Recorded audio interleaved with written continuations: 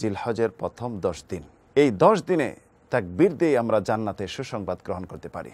রাসূল সাল্লাল্লাহু আলাইহি ওয়াসাল্লাম ইরশাদ করেছেন, মা আহাল্লা মুহিল্লুন কাত্তুন ইল্লা বুশির ওয়ালা কাব্বারা মুকাব্বিরিন কাত্তুন ইল্লা বুশির কিলা ইয়া রাসূলুল্লাহ বিল জান্নাহ ক্বালা নাম।